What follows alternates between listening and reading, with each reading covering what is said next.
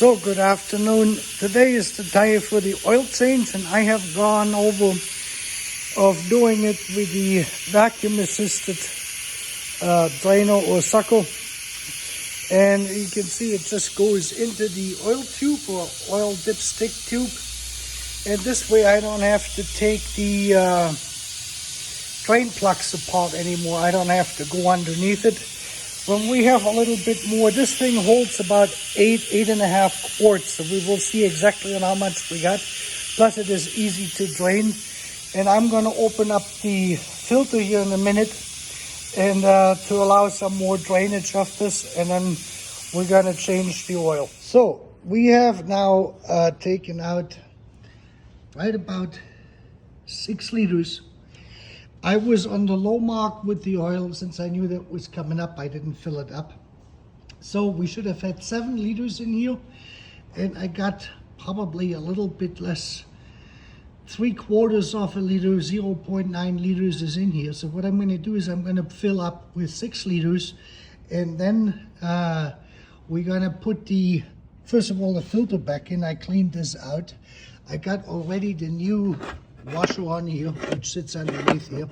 We'll put the new O-ring on, and I took out already the relays and I disconnected the EZL. So I'm going to demonstrate this to you on what this looks like when you actually install a dry filter without any oil on it, and we will see how long the cranking will take until the system comes back up to pressure without starting the engine. Okay, that will be in this video.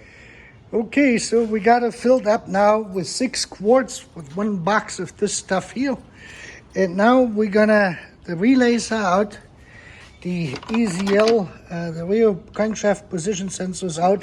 If you wonder what these resistors are, these are ballast resistors for my LEDs. So my light bulb indicator module doesn't come on when I do this. Let's turn on the lights so we can see something. Let's see, let me close the door, and now we should be able to see.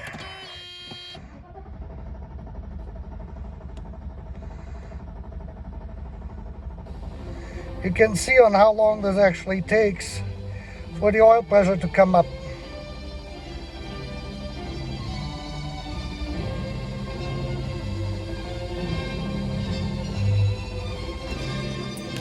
Okay, now we're going to stop here for a second.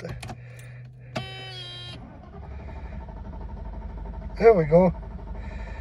Now we got oil pressure. Now the oil pressure is coming. So you can see on how long this actually takes. And this is how high the oil pressure comes here. So now we can reinsert the modules. Okay, and now we should be able to see this here rock and roll. There we go. And this is basically how you start the engine up without having the problem with the oil pressure building up and not enough oil. But you can see on how long this actually takes when your oil filter is dry. If you lubricate the oil filter and you make it wet, then this whole process goes a lot faster. I'm gonna let that engine run now, and then we're gonna check in a few minutes and see what the dipstick then says, and then we're gonna add another quart, maybe a quart and an 1/8 or something like this of a quart, and that should get us right to the fill mark. You have a great afternoon.